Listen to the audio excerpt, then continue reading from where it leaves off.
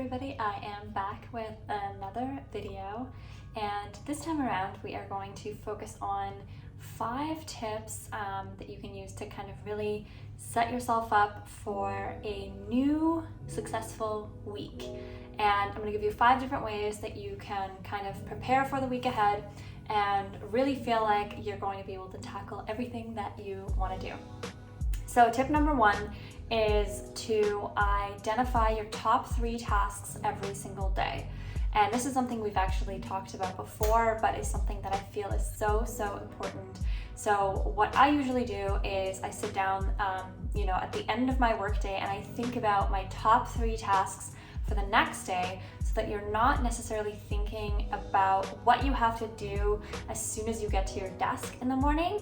You already know, you've already written it down, so you are ready to go, and it's such a great way to start your day. My second tip that I have for you is for you to really master your to-do list. When you're feeling stressed out or you're feeling like you can't really keep up, one great thing to do is to really just write down a master list of all of your to-dos, everything you could possibly think of. Write it all out on a piece of paper, and that will allow you to get some clarity and feel like you have room to breathe. What you can then do is go through that list and start putting those tasks in your week, or put them in your monthly task list, or wherever you kind of feel like they need to fit in. But this will really allow you to have some space to feel like you can breathe and get more things done. My next thing I have as a tip for you is to not procrastinate. I know that this is going to be a big one for a lot of us, but your phone, social media, Facebook, notifications, all of those things are very good procrastination tools. So what I recommend doing is to take your phone and put it on do not disturb mode. If you are, let's say you're working through your 3 most important tasks of the day, you just flip your phone over, you focus on that, you get that done.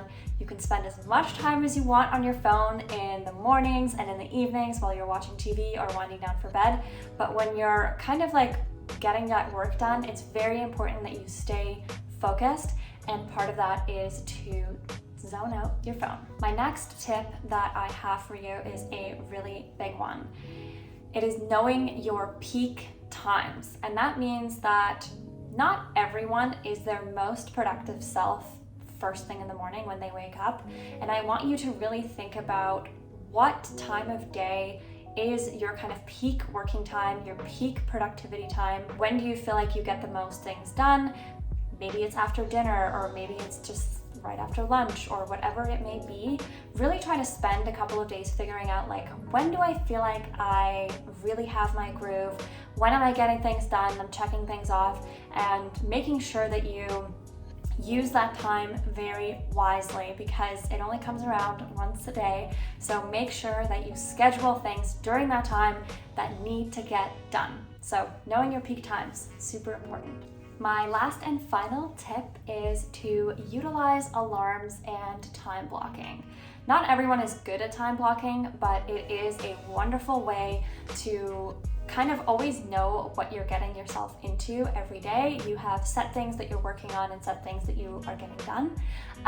For those of you that maybe aren't as good with time blocking, I suggest setting alarms for things. So maybe one of your tasks should only take you 15 minutes. So set an alarm for 15 minutes and make sure you get it done in that time.